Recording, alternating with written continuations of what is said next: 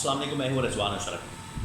PTI के जलसे के बाद जिस तरीके से एक नया ऑपरेशन लॉन्च किया गया है पीटीआई के ख़िलाफ़, और इससे पीटीआई और इमरान खान को पैगाम दिया गया है कि अगर आप इस तरह से जलसे जुलूस करेंगे, जलसों के अंदर आप हमें ललकारेंगे, हुकूमत को ललकारेंगे, तो हुकूमत उसका फिर जवाब देगी और हुकूमत आपके MNAs को, आपकी लीडरशिप को गिरफ़्तार करेगी, पकड़ेगी, पकड़ दकड़ करेगी, गिरफ्तारियाँ करेगी, छापे मारेगी। ये पैगाम दिया गया है पीटीआई की MNA को गिरफ़्तार करके, जो कि पार्लियामेंट के अंदर से इनको गिरफ़्तार किया गया है, इनको पकड़ा गया है, पार्लियामेंट के अंदर से इनको अरेस्ट किया गया है। अब ये जो MNA गिरफ़्तार किए गए हैं, इनका स्टेटस क्या है और ये जो गिरफ़्तारी की गई है इसके ऊपर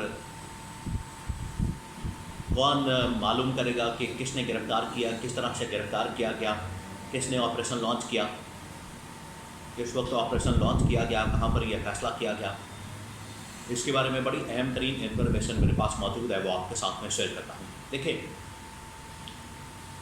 असल में तो ये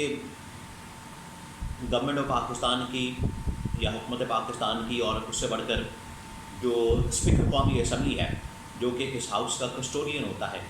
वो चाहे पार्लियामेंट लॉचेस हों या पूरी पार्लियामेंट हो या कौमी असम्बली हो,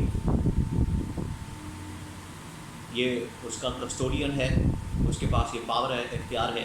कि वो अगर वहाँ पर कोई गिरफ़्तार करने के लिए किसी MNA को आता है, कोई भी किसी भी इदारे का, तो उसे सबसे पहले स्पीकर की इजाज़त चाहिए। स्पीकर की इजाज़त के बगैर वहाँ पर कोई परिंदा भी पर नहीं मार सकता, गिरफ़्तारी तो दूर की बात है। तो इससे एक बात तो वाज़ेह होती है, इसका एक मतलब तो साफ निकलता है कि यहाँ पर हुकूमत वक्त को और स्पीकर कौमी असम्बली को ऑन बोर्ड लिया गया है। ऑन बोर्ड लेने के बाद ये ऑपरेशन किया गया है और उसके बाद ये गिरफ़्तारियाँ की गई हैं। ये पहली बात तो साबित होती है, जिसकी वजह से हुकूमत, आपको पता है, डामाडोल सी नज़र आ रही है, टमंगटोइयाँ इसके ऊपर मार रही है, कहानियाँ चला रही है, फिल्में चला रही है, ड्रामे कर रही है। कोई कह रहा है कि रात के 2-3 बजे तक पार्लियामेंट के अंदर ये लोग क्या कर रहे थे, कोई कह रहा है कि अगर इन लोगों के पास सबूत हैं तो ये दें, कोई कह रहा है कि अगर ये लोगों को पहचानते हैं तो ये बता दें कौन से लोग आए थे। ये हुकूमत की जानब से इस तरह की बातें की जा रही है, बजाय इसके कि हुकूमत इसकी ज़िम्मेदारी ले,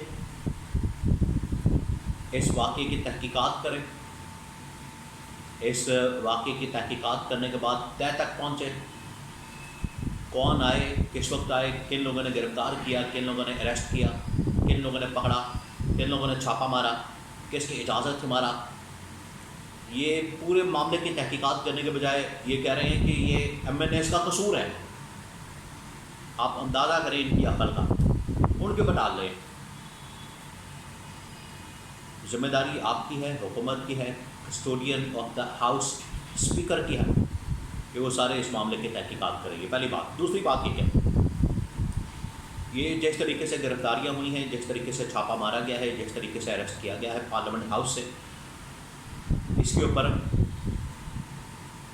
पीटीआई वाले तो सरापा एहतजाज है, पीटीआई तो एहतजाज कर रही है क्योंकि वो तो विक्टिम है इसके अंदर। लेकिन इसके साथ साथ पीपल्स पार्टी ने भी इसके ऊपर एहतजाज किया है। पीपल्स पार्टी ने भी इस कार्रवाई को, इस एक्शन को, इस ऑपरेशन को कंडेम किया है, मज़म्मत की है। पीपल्स पार्टी जो इस हुकूमत की सबसे बड़ी इत्तेहादी जमात है, MKM ने इस कार्रवाई की मज़म्मत की है, एहतजाज किया है। जमीयत उलमा इस्लाम ने इस कार्रवाई की मज़म्मत की है, एहतजाज किया है, और तमाम पार्लियामेंट के अंदर बैठे हुए MNAs और तमाम जमातों ने इस कार्रवाई की शदीद अल्फाज में मज़म्मत की है, जिसकी वजह से अब इसकी तहकीकात करना बड़ा ज़रूरी हो गया है ताकि कौम के सामने आ सके, दूध का दूध और पानी का पानी हो सके, कौम के सामने सच आ सके कि किन लोगों ने ये सब कुछ किया है। और जिस तरीके से ये कार्रवाई की गई है, जिस तरीके से उनको पकड़ा गया है, जिस तरीके से उनको अरेस्ट किया गया है, जिस तरीके से उनको वहाँ से लचाया गया है, नकाबपोश लोगों के ज़रिए से वीडियो डाले آئے ہیں، سب لوگوں کو پتہ ہے کہ یہ کس طرح اشارہ ہے، لیکن حکومت کی ہمت نہیں ہو رہی کہ قوم کو سچ بتائے۔ اس کا مطلب ہے کہ یہ آن بورڈ ہے،